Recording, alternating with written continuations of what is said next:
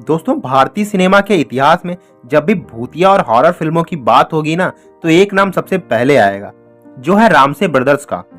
Indian cinema में horror movies के जनक या कह लीजिए क्रिएटर इन्हीं को कहा जाता है, क्योंकि जिस समय बॉलीवुड में other directors romantic action drama movie बना रहे थे, उसी समय 70 के दशक में इन भाइयों ने इंडियन सिनेमा में कुछ अलग ट्राई किया।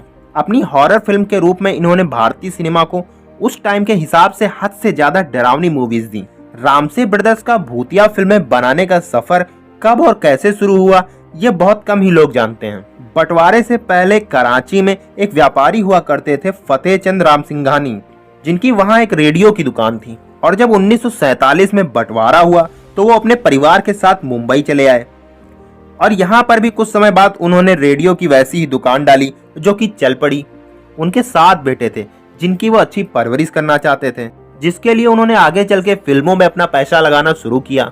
शहीद आजम भगत सिंह और रुस्तम सोहरब जैसी फिल्मों में उन्होंने अपना पैसा लगाया, लेकिन क्योंकि ये फिल्म उस समय ज्यादा चली नहीं, जिसकी वजह से इनका सारा पैसा डूब गया। इसके बाद इन्होंने एक नन्ही मुन्नी लड़की थी, इस फिल्म में भी पैसा लगाया। ये फिल्म भी बुरी तरह फ्लॉप हो गई, लेकिन इस मूवी का एक सीन बहुत ज्यादा फेमस हो गया, जिसमें पृथ्वीराज कपूर एक डरावना सा मास्क लगाकर बच्ची के पीछे खड़े होते हैं, और इसी से इन 7 भाइयों को आइडिया आया हॉरर फिल्म बनाने का।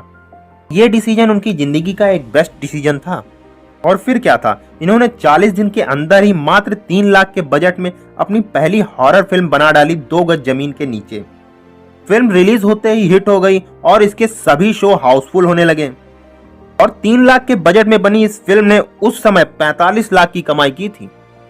और फिर क्या था, इसके बाद उन्होंने सिर्फ हॉरर फिल्म ही बनाने का तय किया, और एक के बाद एक दरवाजा, आखिरी चीख, पुरानी हवेली, पुराना मंदिर और वीराना जैसी सुपरहिट फिल्में दी, और कामयाबी इन 7 भाइयों के कदम चूमने लगी। और अभी इन भाइयों में से सिर्फ गंगू रामसे ही जीवित हैं। बता दूं, रामसे ब्रदर्स की लगभग सभी हॉरर फिल्मों में ना सेंसर बोर्ड इनको ए सर्टिफिकेट ही देता था। यही रीजन था कि जब उनकी फिल्मों को ए सर्टिफिकेट मिलना ही होता था, ये फिल्मों को और एंगेजिंग बनाने के लिए उनमें रोमांटिक सीन और डबल मीनिंग कॉमेडी सीन भी डाल ही देते थे, क्योंकि ऑडियंस थिएटर में सिर्फ 3 घंटे भूत को ही नहीं देख पाएगी। और बता दूं कि उस समय मूवीज में ज्यादा वीएफएक्स का यूज नहीं होता था। मूवीज में दिखाए गए स्कैरी फेस और बाकी चीजें मेकअप की हेल्प से बनाई जाती थी, और इसके बावजूद भी ना उनकी फिल्मों को देखकर ऑडियंस की लिटरली फट के हाथ में आ जाती थी। दोस्तों, रामसे ब्रदर्स का टेलीविजन की दुनिया में आना और छा जाना, इसकी भी कहानी बहुत दिलचस्प है। एक समय था जब 90 के दशक में रोमांटिक ड्रामा मूवीज का दौर आया। तब रामसे ब्रदर्स ने अपना रुख टीवी की ओर किया। तब दूरदर्शन के अलावा जी टीवी और स्टार प्लस जैसे चैनल भी आ गए थे, और दूरदर्शन पर इनका मामला इसलिए नहीं जमता था क्योंकि इनकी फिल्मों पर ए सर्टिफिकेट का ठप्पा लगा होता था। तभी इन्होंने सोचा कि अपनी फिल्मों के राइट्स जी टीवी को बेच दिए जाएं, और उनके इस प्रस्ताव पर उस समय जी टीवी के ओनर सुभाष चंद ने उनसे कहा था कि अच्छा होता कि आप हमारे चैनल के लिए कोई अच्छा डरावना शो बनाएं। और उनका ये आइडिया रामसे ब्रदर्स को भी भा गया, और इसी तरह से जी टीवी चैनल पर जी हॉरर शो की शुरुआत हुई, जो कि उस समय का बहुत ही सफल शो साबित हुआ था। इस शो की सफलता का मेन कारण यह भी था कि अब इस शो को आदमी अपनी पूरी फैमिली के साथ घर पर ही देख सकता था, वो भी बिल्कुल मुफ्त। ये शो लगभग 7.5 साल तक चला और इसके 365 एपिसोड बनाए गए।